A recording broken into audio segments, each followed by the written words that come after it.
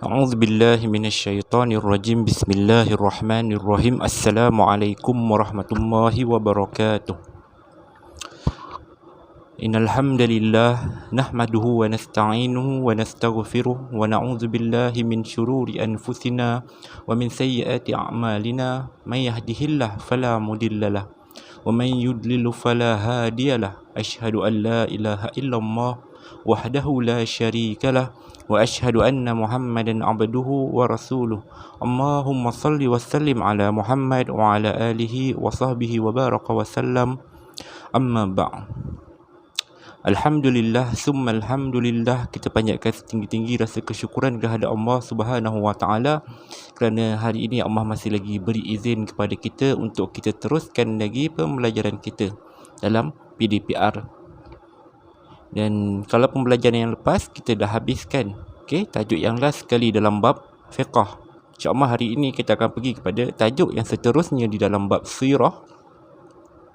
Pelajaran 22 muka surat 167 yang bertajuk kepimpinan Rasulullah sallallahu alaihi wasallam di Madinah.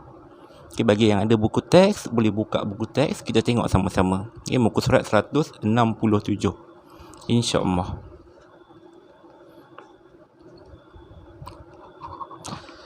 Sebelum kita masuk kepada tajuk, tengok spektrum ilmu di tepi tu. Kat situ dia bagi tahu zaman pemerintahan kerajaan Islam. Maksudnya zaman pemerintahan kerajaan Islam bermula daripada zaman Nabi Muhammad sehinggalah zaman kejatuhan Islam. Kita kena sedar hari ini tidak ada satu pemerintahan Islam yang menguasai muka bumi pada hari ini.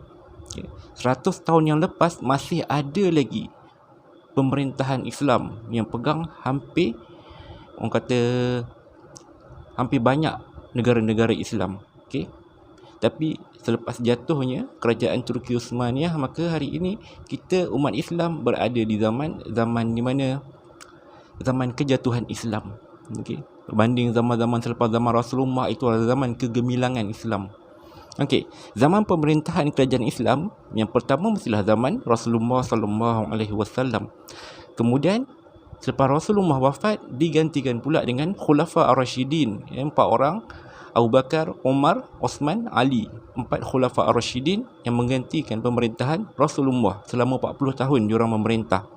Selepas Khulafa Ar-Rasyidin digantikan pula oleh kerajaan Bani Umayyah. Kerajaan Bani Umayyah yang dimulakan dengan pimpinan dia iaitu Muawiyah bin Abi Sufyan. Muawiyah bin Abi Sufyan, seorang sahabat Nabi. Itu kerajaan yang ketiga. Yang keempat adalah kerajaan Bani Abbasiyah. Bila Umayyah jatuh, ialah kerajaan Bani Abbasiyah yang berpusat di Abbasiyah di Iraq, yang berpusat di Iraq. Dan selepas kejatuhan Bani Abbasiyah, naiklah pemerintahan terakhir khilafah umat Islam, iaitu kerajaan Bani Uthmaniyah. Kerajaan Uthmaniyah yang terletak di Turki, yang berpusat di Turki. Yang mana 100 tahun lepas telah jatuhlah sultan terakhir dalam kerajaan Turki Uthmaniyah. Sehingga hari ini dunia Islam masih lagi tidak ada khilafah Islam yang memerintah. Itu adalah zaman kerajaan, pemerintahan kerajaan Islam bermula daripada zaman Rasulullah sehinggalah last sekali sampai Turki Uthmaniyah. Itu sekadar untuk pengetahuan kita juga. Kepimpinan Rasulullah di Madinah. Kalau sebelum ni kita dah bercerita tentang hijrah Nabi. Hijrah Nabi ke Madinah, yang mana Nabi telah berhijrah bermula daripada 28 Safar Nabi keluar daripada kota Mekah. Nabi memulakan perjalanan pada 1 Rabiul Awal. Selepas Nabi bersembunyi di Gua Sur, Nabi mulakan perjalanan bersama Abu Bakar untuk menuju ke Madinah. Selama 12 hari Nabi berjalan sampailah ke Madinah. Kemudian sampai Nabi di Madinah, diangkat Nabi sebagai pemimpin pada waktu itu. Walaupun Nabi ni asalnya bukan orang Madinah, asalnya Nabi ni orang Muhajirin bersama-sama dengan sahabat yang lain. Muhajirin, orang yang berhijrah ke Madinah. Madinah dah ada penduduk asal dia, iaitu kaum Ansar dan juga Yahudi ke situ. Tapi bila mana Nabi sampai, sepakat semua orang Islam, Muhajirin dan Ansar angkat Nabi sebagai pemerintah di Madinah pada waktu itu. Maka Nabi mengetahui negara Islam yang pertama iaitu Madinah Al-Munawwarah. Okay, yang mana zaman tu dipanggil sebagai Yathrib. Okay. Jadi kita nak tengok macam mana kepimpinan Nabi sewaktu Nabi memerintah di Madinah. Kalau kita nak tengok sirah yang betul-betul sewaktu Nabi di Madinah, walaupun 10 tahun, sirah dia sangat panjang. Okay. Yang mana permulaannya bermula dengan perang sampailah hujung hayat Nabi. Okay. Ini zaman umat Islam mula berperang, melawan balik. Kalau di Mekah dahulu, 13 tahun di Mekah umat Islam tak melawan. Okay. Walaupun diseksa, walaupun dicaci, dimaki, umat Islam tak melawan. Sebab apa? Sebab belum turun ayat perintah daripada Allah untuk kita lawan balik. Okay. Tapi bila mana Nabi sampai di Madinah, 2 tahun lepas tu turunlah ayat di mana Allah membenarkan orang Islam untuk melawan semula ataupun berperang dengan orang yang memerangi mereka. Maka mulalah peperangan yang pertama dalam Islam, iaitu perang Badar. Walaupun sebelum tu ada perang-perang kecil, tapi tidak ada pertembungan yang berlaku. Perang Badar ini adalah perang yang pertama berlaku, pertembungan antara umat Islam dengan Arab Jahiliyah di Mekah, kaum Quraisy Mekah. Okey, pemerintahan kerajaan Islam yang pertama di dunia bermula di Madinah. Rasulullah SAW telah membina asas negara Islam Madinah yang kuat dengan cara Nabi bina asas foundation Madinah tu. Nabi bina dengan asas yang kuat, iaitu Nabi mula-mula sekali dengan membina masjid. Sampai je Nabi di Madinah, Nabi pilih tapak untuk bina masjid. Untuk bina masjid yang mana Nabi biarkan unta dia berjalan dan unta dia pilih satu tapak. Di situlah dibangunkan Masjid Nabawi yang sampai hari ini masih ada lagi. Masjid Nabawi ni besar. Kalau kamu pergi Madinah hari ini, tengok Masjid Nabawi ni, kalau nak pusing satu Masjid Nabawi tu, lenguh kaki. Sangat besar. Saya tak tahu berpuluh-puluh lebih kebesarannya. Saya kata hampir lebih 100 padang bola mungkin ada. Tapi besar lah, memang besar. Penat nak berjalan daripada hujung ke hujung. Yang pertama Nabi bina masjid, iaitu Masjid Nabawi. Masjid Nabawi. Kemudian yang kedua, mempersaudarakan Muhajirin dengan Ansar. Nabi saudarakan Muhajirin dengan Ansar. Muhajirin ni siapa? Muhajirin adalah orang-orang Islam yang berhijrah daripada Mekah ke Madinah. Mereka ni digelar sebagai Muhajirin, orang yang berhijrah. Dan Ansar, macam saya kata tadi, Ansar adalah penduduk asal di Madinah. Ansar yang bermaksud membantu.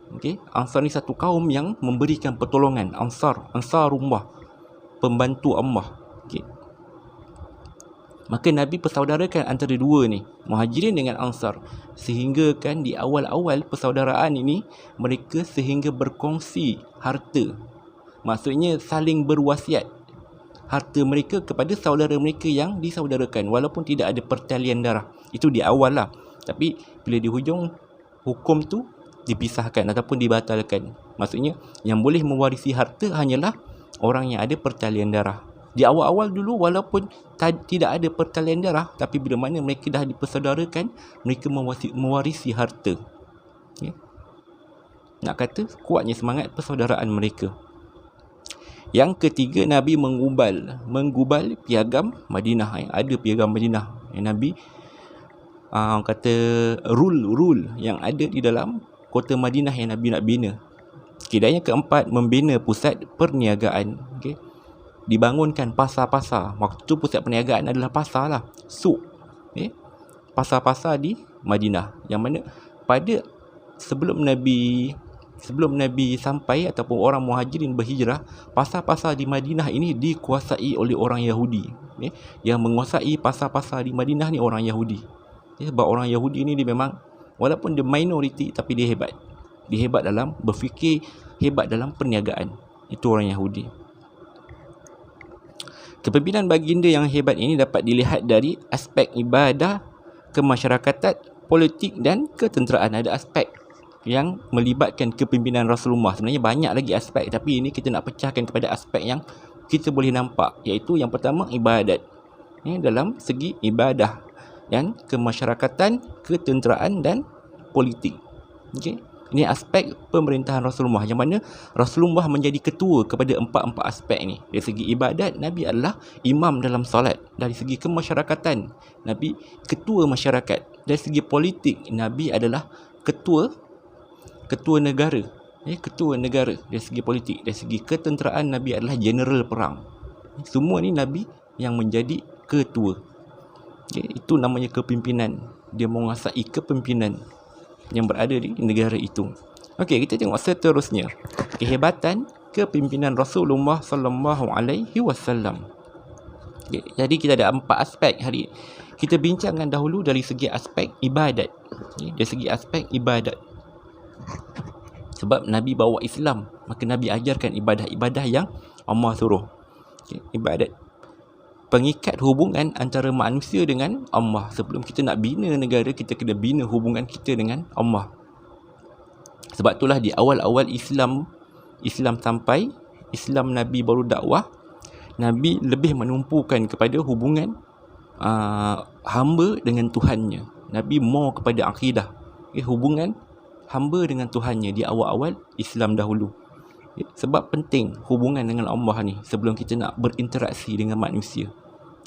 Jadi macam mana nak berhubungan dengan Allah? Melalui ibadah. Asas dakwah Rasulullah ialah usaha menyeru manusia supaya menyembah Allah yang Esa. Itu asas. Asas Islam, tauhid Islam itulah dia.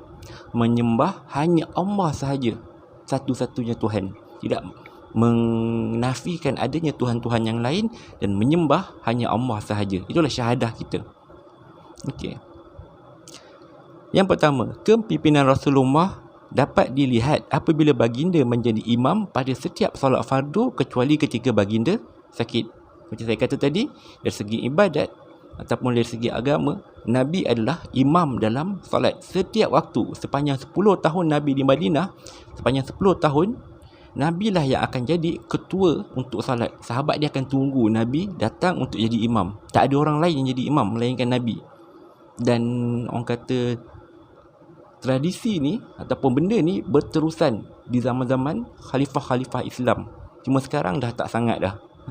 Sekarang dah tak sangat pemimpin negara untuk jadi imam. Patutnya yang paling layak untuk jadi imam adalah pemimpin negara, ketua pemimpin negara. Jadi Nabi ni menjadi imam salat dalam setiap waktu, salat-salat fardu, kecuali di hujung hayat Nabi. Ada lebih kurang dalam berapa hari? 3-4 hari sebelum Nabi wafat, Nabi suruh Abu Bakar gantikan Nabi. Itu pun sebab Nabi tak larat betul. Tak larat betul. Nabi nak bergerak pergi ke masjid sampai Nabi pengsan. Nabi tak mampu nak bangun. Jadi Nabi minta Abu Bakar untuk gantikan Nabi menjadi imam. Nabi tak nak orang lain. Nabi nak Abu Bakar sahaja. Ini salah satu hint yang mengatakan Nabi ibarat mengatakan Abu Bakar ni akan jadi pemimpin selepas Rasulullah wafat. Okey. Yang pertama, Nabi menjadi imam dalam solat. Yang kedua, Rasulullah SAW menjadikan masjid sebagai syiar Islam, tempat tumpuan masyarakat untuk beribadah, menuntut ilmu dan menyelesaikan sebarang masalah. Di zaman pemerintahan Rasulullah di Madinah, masjid adalah center point, center untuk negara. Segala-gala apa urusan dalam negara ada diselesaikan di dalam masjid.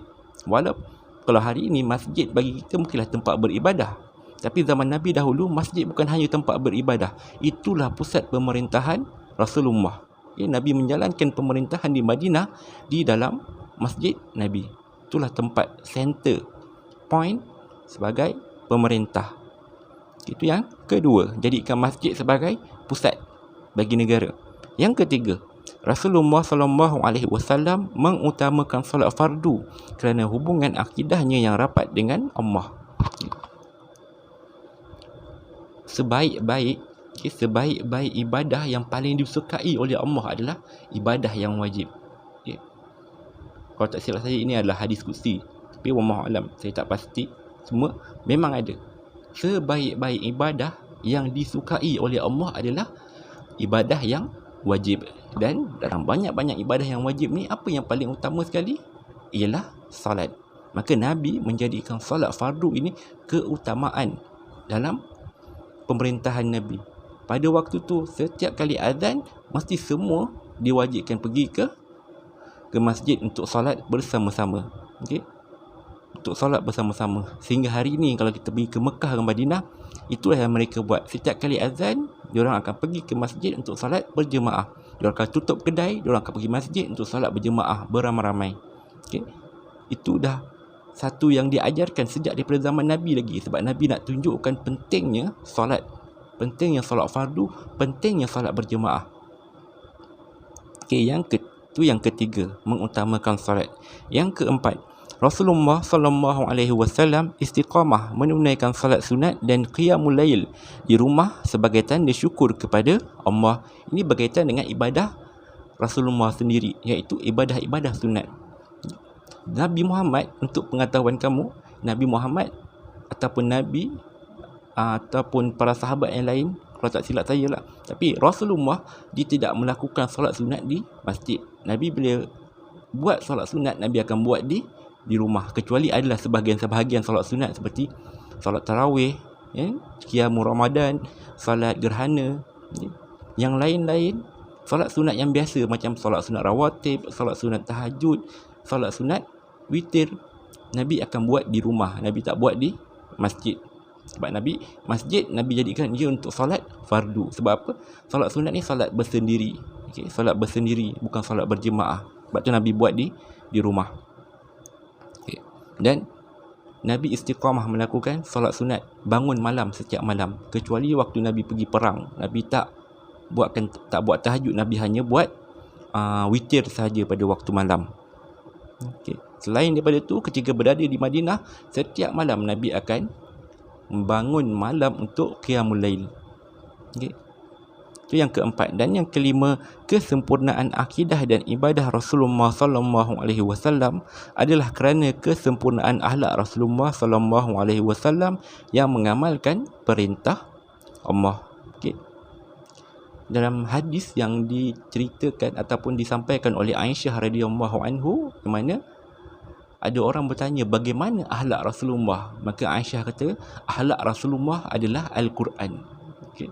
Al-Quran satu mukjizat yang paling besar, satu kitab yang sangat hebat. Aisyah kata akhlak Rasulullah, akhlak Nabi adalah Al-Quran. Nak menyatakan kesempurnaannya akhlak Nabi sebagai seorang Nabi, sebagai seorang pemimpin, sebagai seorang ayah dan lain-lain lagi. Okay. Sempurnanya akhlak Nabi dari setiap aspek. Okay. Sebab tu Nabi itu adalah qudwah hasanah, contoh ikutan yang paling baik sekali untuk kita ikut. Memang kita tak mampu nak jadi macam Nabi, memang tak mampu. Kalau ada orang kata dia mampu, dia bohong. Okay. Tapi at least kita kena jadikan Rasulullah itu sebagai contoh ikutan. Okay. Sama ada dalam bab akidah, bab ibadah ataupun bab akhlak, kita jadikan Nabi sebagai contoh ikutan. Okey, itu yang pertama berkaitan dengan ibadah. Yang kedua, dari segi kepimpinan. Yang kedua dari segi masyarakat, kemasyarakatan. Okey, di mana ukhuwah, teras kesatuan umat. Kehebatan kepimpinan Rasulullah telah berjaya menjadikan masyarakat Madinah hidup harmoni, saling membantu, bersatu mempertahankan negara Madinah. Kemudian terbentuknya sebuah masyarakat Madinah yang baharu, gabungan daripada Ansar, Muhajirin dan Yahudi. Okay. Sebelum Nabi berhijrah ke Madinah, okay, orang Ansar iaitu penduduk asal Madinah, dia suku Aus dan Khazraj. Okay. Aus dan Khazraj, dua suku kaum yang besar dekat Madinah. Mereka ni saling bergaduh, berperang setiap tahun, beratus-ratus tahun sentiasa berperang. Maksudnya diorang sentiasa bergolak. Madinah ni negara diorang bergolak, saling berperang apa semua. Tapi bila mana datangnya sinar dakwah Islam, Nabi hentikan pergaduhan civil war ni. Okay? Perang saudara antara Aus dengan Khazraj. Nabi satukan mereka. Kemudian bila Nabi dah satukan Aus dengan Khazraj, okay, Nabi satukan pula Muhajirin dan Ansar untuk menjadi penduduk di Madinah. Okay. Ukhuwah yang Nabi terapkan di awal-awal Islam Nabi bawa ke Madinah. Okay. Ukhuwah itu yang paling penting Nabi ajar. Okay. Persaudaraan sesama Islam. Ini apa yang Nabi buat. Okay. Usaha Nabi di Madinah melalui kemasyarakatan. Okay. Kepersaudaraan sesama Islam. yang mana Rasulullah telah mempersaudarakan Muhajirin dan Ansar dalam ikatan Islam, yang mana setiap orang Ansar mengambil seorang Muhajirin sebagai saudaranya serta berjanji untuk membantunya. Ini perjanjian atau perjanjian pula, persaudaraan antara Muhajirin dan Ansar.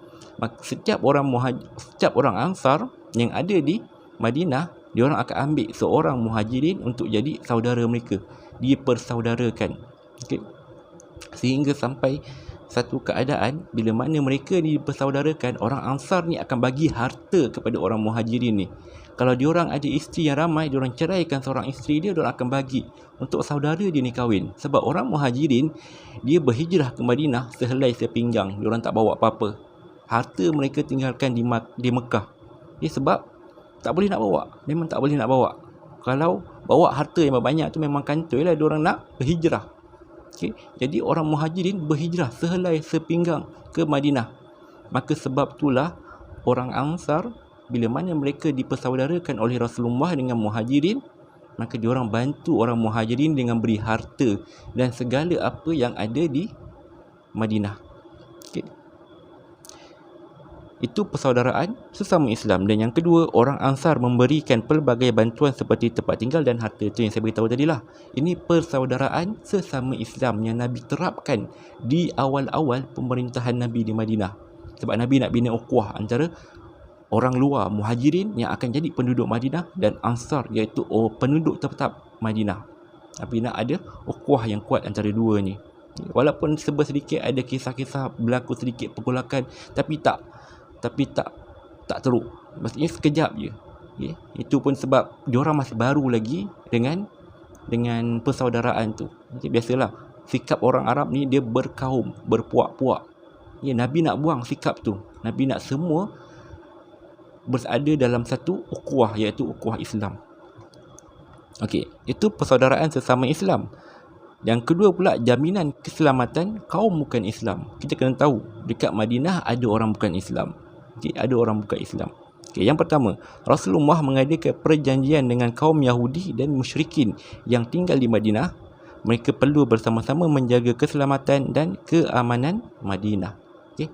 Dua kaum bukan Islam ataupun dua kaum yang kafir, musyrik yang berada di Madinah, iaitu Yahudi dan juga musyrikin Madinah. Maksudnya penduduk asal Madinah, orang Ansar, kaum Aus dan Khazraj yang belum memeluk Islam, yang tak memeluk Islam lagi. Sebab bila Nabi sampai ke Madinah, bukan semua orang Madinah dah peluk Islam. Yahudi memang tak lah.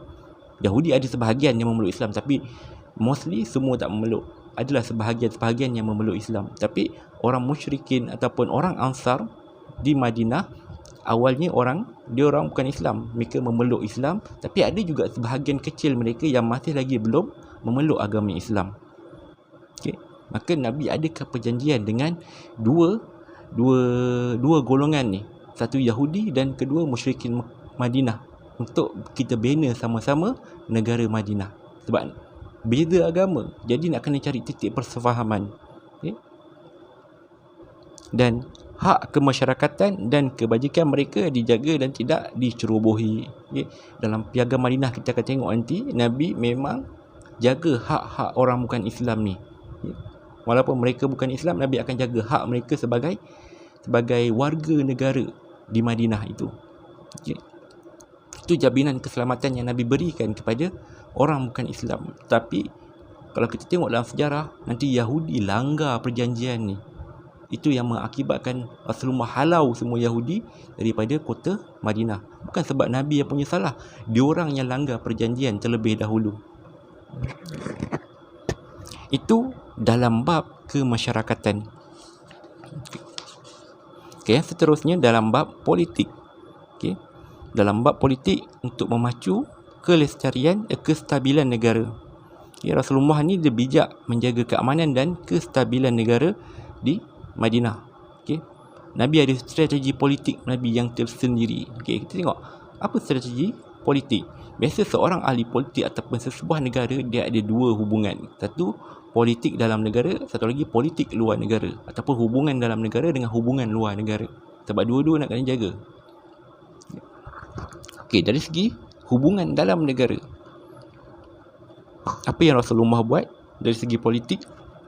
Yang pertama, Rasulullah menggubal piagam Madinah, iaitu perlembagaan negara secara bertulis. Ni perlembagaan. Kalau hari ni kat Malaysia kita panggil perlembagaan lah. Nabi dulu buat piagam Madinah ni yang secara bertulis. Bukan Nabi yang tulis lah, tapi piagam Madinah tu Nabi yang bentuk, untuk nyatakan apa peraturan-peraturan yang berada di dalam negara Madinah ini. Piagam ini dibina atas dasar tanggungjawab dan keadilan untuk memastikan hak setiap individu yang mematuhi piagam ini terpelihara. Piagam ni untuk pastikan semua orang ataupun semua warga negara Madinah ni yang ada di Madinah ada hak mereka terpelihara, walaupun mereka tu bukan Islam sekalipun. Sebab tu wujudnya piagam Madinah. Nabi buat piagam Madinah di awal-awal pemerintahan Nabi di Madinah. Yang kedua, Rasulullah mengamalkan konsep syura dalam pemerintahan. Apa tu syura? Syura ni mesyuarat lah. Mesyuarat dalam bahasa Melayu tu ambil daripada bahasa Arab, iaitu syura, perbincangan. Nabi dalam sistem politik Nabi, pentadbiran Nabi sentiasa mengamalkan sistem syura, berbincang dengan sahabat-sahabat yang lain, sahabat-sahabat besar Nabi, orang-orang kanan Nabi. Nabi mengamalkan perbincangan, mesyuarat sesama mereka untuk tentukan macam mana pemerintahan negara ini berjalan. Maksudnya bukan Nabi buat ikut Nabi seorang je.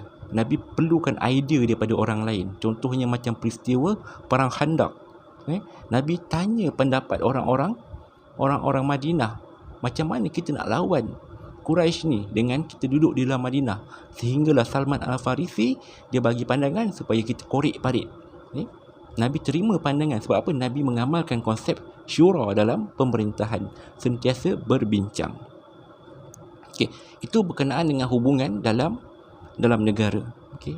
Nabi bentuk piagam Madinah dan Nabi amalkan sistem syura di dalam pemerintahan Nabi. Hubungan luar negara. Hubungan luar negara. Maksudnya hubungan antara Madinah dengan tempat-tempat lain ni, negara-negara lain yang berada di sekitar Arab ataupun luar daripada tanah Arab. Yang pertama, Rasulullah mengadakan perundingan dengan sebanyak mungkin kabilah Arab di sekitar Madinah.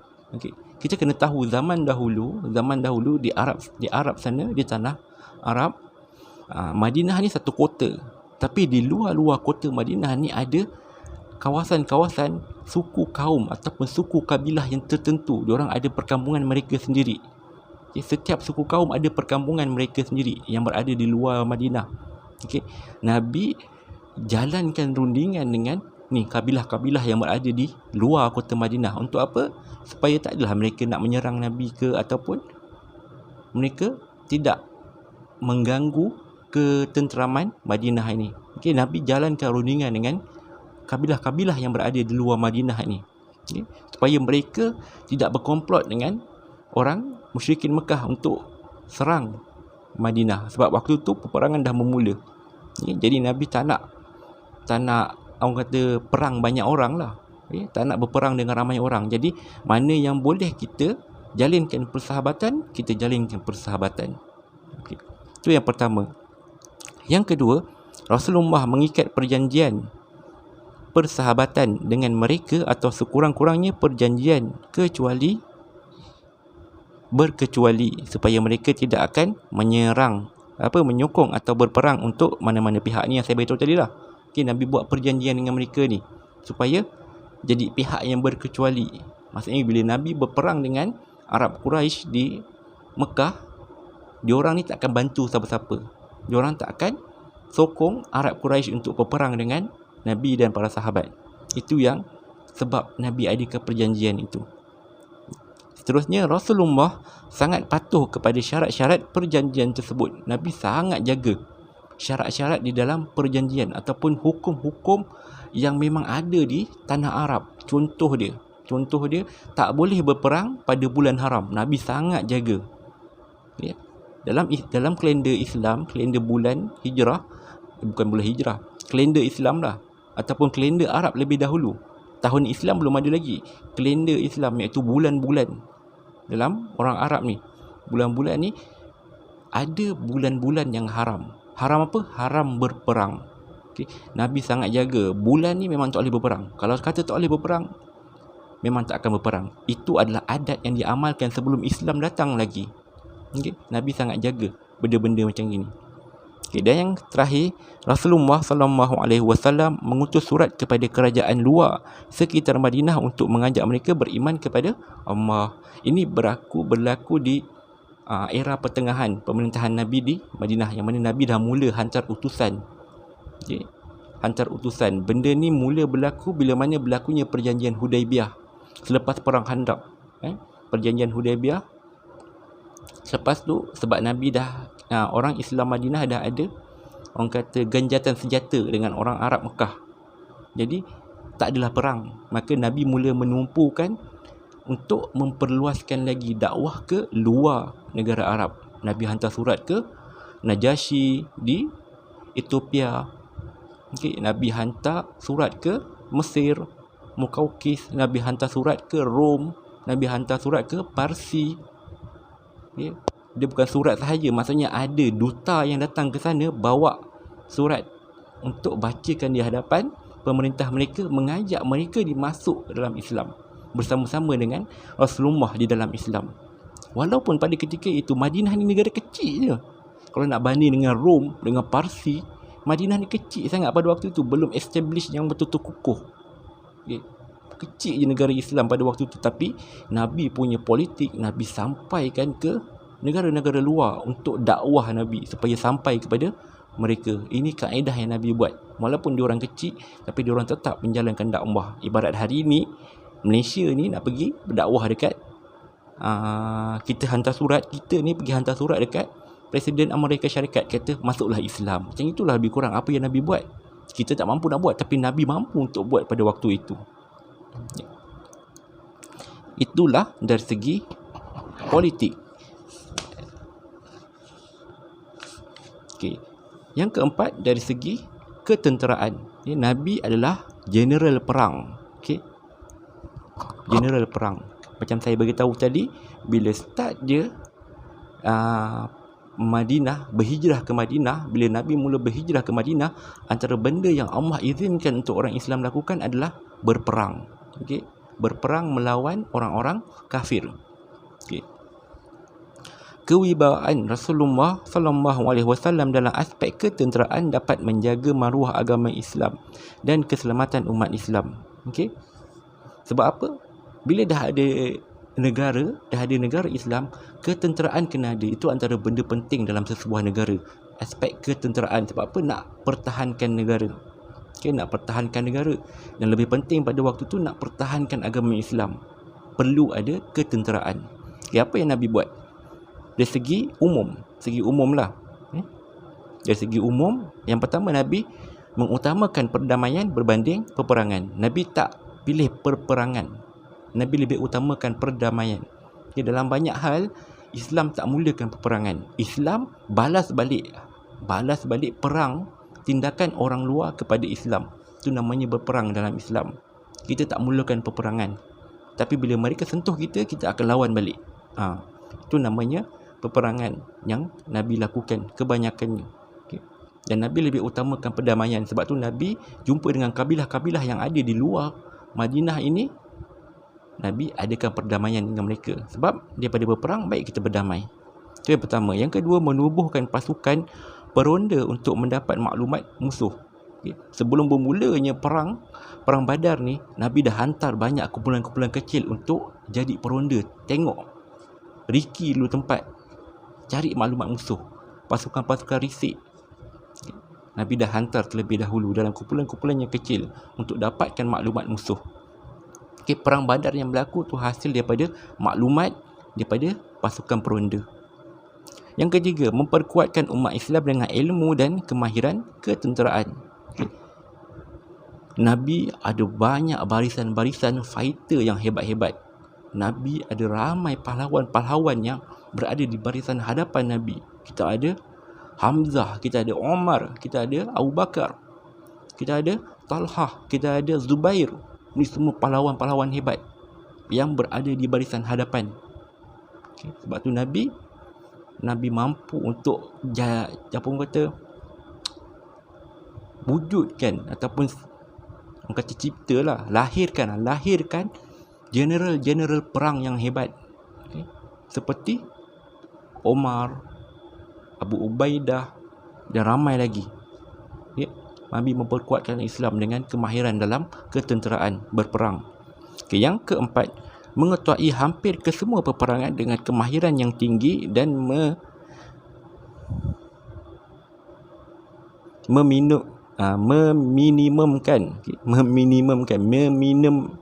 mengurangkan kehilangan nyawa dan harta. Jadi paling minimum sekali kehilangan harta dan nyawa. Jadi dalam setiap perang yang berlaku dalam zaman Islam di Madinah, hampir ke semua perang Nabi pergi ikut. Perang-perang yang besar, perang Badar, Nabi jadi ketua. Perang Uhud, Nabi jadi ketua. Perang Khandaq, Nabi jadi ketua. Perang Tabuk, Nabi jadi ketua. Dan banyak lagi perang-perang lain, Nabi yang mengutai pasukan ketenteraan.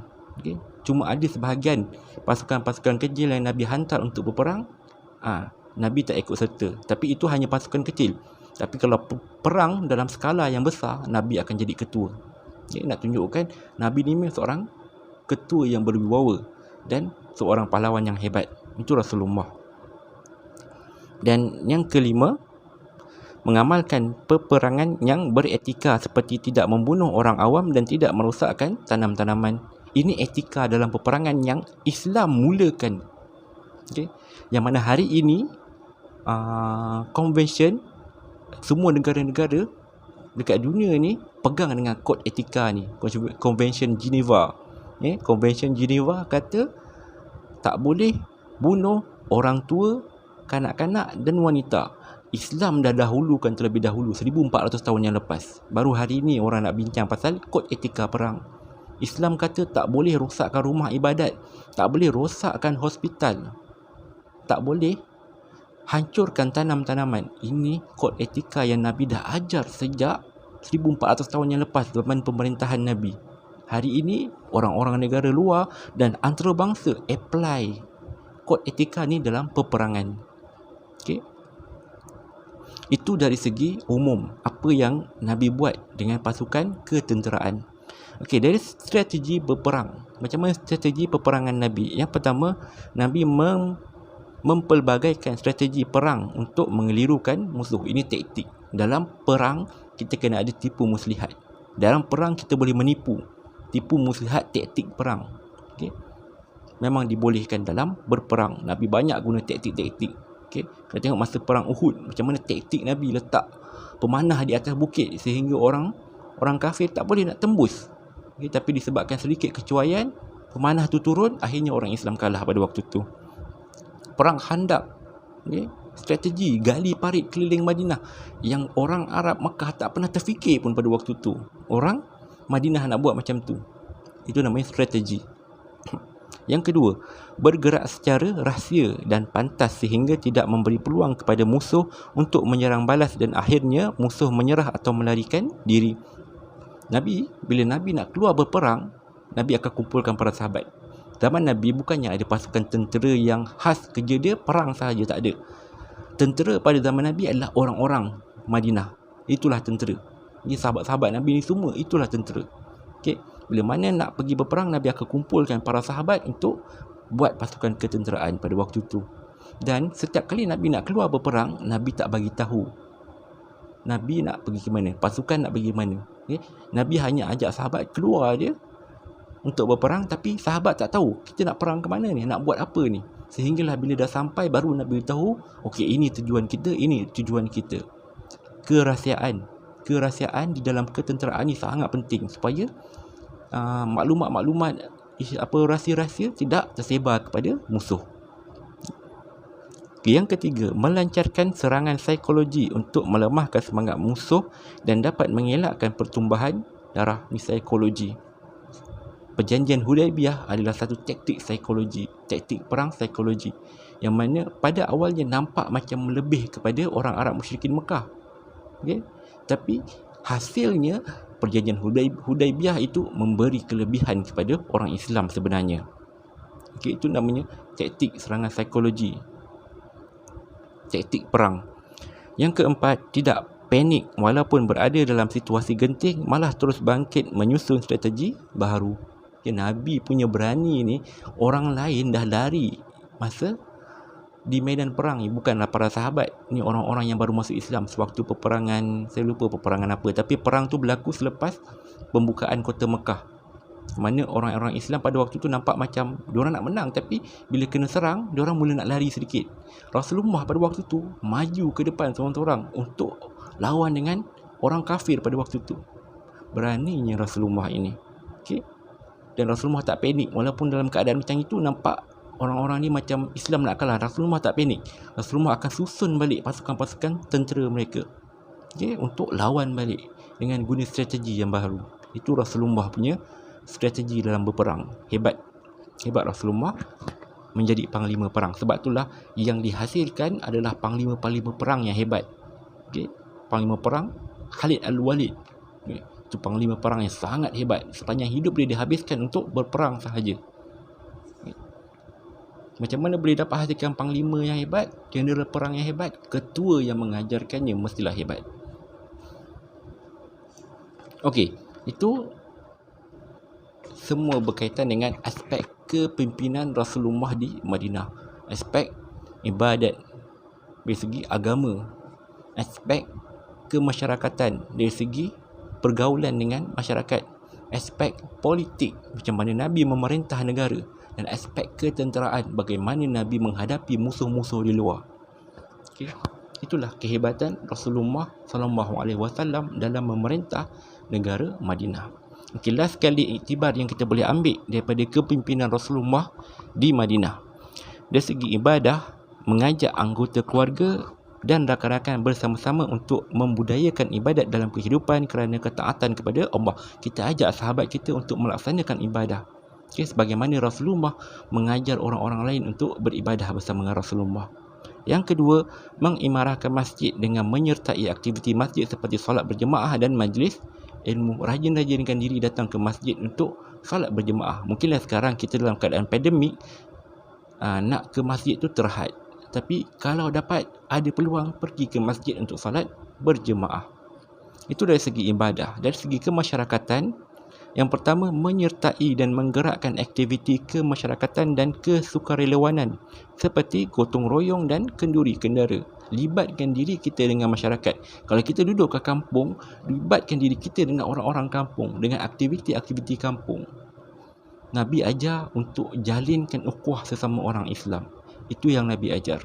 Maka kita ikut contoh apa yang Nabi berikan. Yang kedua, memelihara hubungan baik dan membantu sesama rakan tanpa mengira kaum dan agama. Okay? Hubungan kemanusiaan ni, hubungan kemasyarakatan ni, dia tidak mengira kaum, dia tidak mengira agama ataupun bangsa. Ia antara manusia dengan manusia. Maka bila hubungan kemanusiaan ini, kita kena jalinkan tanpa kita tengok orang ni agama apa, bangsa apa, kaum apa. Tak perlu. Dan yang ketiga, melipatkan diri dalam aktiviti ekonomi setempat seperti koperasi sekolah dan keusahawanan kecil. Nabi ada sahabat-sahabat yang hebat dalam berniaga seperti Abdul Rahman bin Auf, seperti Osman bin Affan. Ini sahabat yang hebat dalam berniaga. Okay. Abdul Rahman bin Auf datang ke Madinah sehelai sepinggang. Tak lama lepas tu dia jadi jutawan balik, hartawan balik di Madinah sebab dia pandai berniaga. Okay. Libatkan diri dalam aktiviti perniagaan untuk bangunkan ekonomi umat Islam. Itu dari segi kemasyarakatan. Dari segi politik pula, yang pertama, berdisiplin dan mematuhi peraturan yang ditetapkan selagi tidak bercanggah dengan syariat Islam. Apa sahaja peraturan, mudah kata, kita hidup di bumi ni ada peraturan. Kita masuk sekolah, ada peraturan sekolah. Kita duduk di rumah, ada peraturan di rumah, walaupun tak bertulis. Pergi mana sahaja, ada peraturan. Jalan di atas jalan raya, ada peraturan di jalan raya. Maka patuhilah peraturan selagi mana ia tidak berlanggar dengan syarak. Yang kedua, menyumbang idea untuk pembangunan kelab atau persatuan yang disertai. Ini untuk diri kita. Mungkin kita tak mampu sangat nak lebih kepada negara, maka kita mulakan dengan persatuan yang kita ada. Sumbang idea, sumbang kita punya peranan dalam organisasi yang kita join. Okay, macam kamu Di sekolah kamu ada organisasi, kamu kelab persatuan, badan beruniform, sukan permainan, sumbang idea dalam nak kembangkan kita punya kelab organisasi. Dan yang ketiga, tidak bersubahat dengan perlakuan jahat yang boleh memudaratkan diri, masyarakat, agama dan negara. Okey, jangan bersubahat. Okey, jangan jadi duri dalam daging. Okey, macam mana Empayar Melaka boleh jatuh? Sebab ada duri dalam daging. Macam mana Islam boleh jatuh? Turki Uthmaniyah boleh jatuh sebab ada duri dalam daging. Jangan bersubahat untuk menjahanamkan negara kita. Jangan. Okay. Itu dari segi politik. Dan last sekali dari segi ketenteraan. Yang pertama, menanamkan sifat cinta akan negara dan patriotisme dalam diri serta sanggup berkorban demi agama dan negara. Tanamkan rasa cinta dengan negara kita ini. Bagi saya paling respect sekali dengan tentera. Sebab tentera, diorang ni adalah satu orang yang sangat tinggi semangat patriotisme diorang. Semangat untuk berjuang untuk negara, mati untuk negara dia sangat tinggi dalam diri diorang. Sebab diorang dilatih untuk jaga negara. Jadi kita kena ambil sifat yang ada itu untuk terapkan dalam diri kita. Yang kedua, menjaga kekuatan fizikal dan mental dengan menyertai aktiviti sukan dan co-curriculum. Akal yang sihat terletak pada badan yang cergas. Okay. So, biasa kita dengar kata-kata hikmah itu. Akal yang sihat terletak pada badan yang cergas. Jadi, nak jadikan diri kita ini sihat, kena join aktiviti-aktiviti apa sahaja. Kalau kat rumah tu, kamu join aktiviti rumah. Tolong buat kerja apa yang ada kat rumah. Gerakkan diri kamu. Jangan hanya duduk dalam bilik, main phone, main game. Boleh nak main, tapi libatkan diri kita dengan aktiviti luar juga. Dan last sekali, menyertai dan menggerakkan badan beruniform. Ni macam yang kamu selalu buat lah. Tapi sekarang sebab kita tengah pandemik, kita tak dapat nak lakukan tu. Tapi kalau ada penyertaan online yang kamu boleh join untuk kamu gerakkan kamu punya persatuan ataupun organisasi. Supaya kalau dalam hal ketenteraan ni, badan beruniform lah. Macam kamu kadet KRS, ada kadet polis dan lain-lain lagi. Okey. Itulah antara iktibar yang kita boleh ambil hasil daripada kepimpinan Rasulullah di Madinah. Ini satu pemerintahan yang hebat. Kalau kita nak cerita detail, panjang sangat-sangat. Walaupun Nabi memerintah 10 tahun je. 10 tahun ni kejap je zaman kita ni. Tapi Rasulullah mampu jadikan Madinah sebuah negara yang sangat hebat. Okay, insya-Allah setakat itu sahaja untuk pembelajaran kita hari ini. Jika ada sebarang persoalan, boleh kemukakan kepada saya. Okay. Jangan lupa komen nama kamu dalam ruangan komen untuk saya ambil sebagai kehadiran. Kita jumpa lagi. Aku qauli hadza wa astaghfirullahal azim li wa lakum. Wassalamualaikum warahmatullahi wabarakatuh.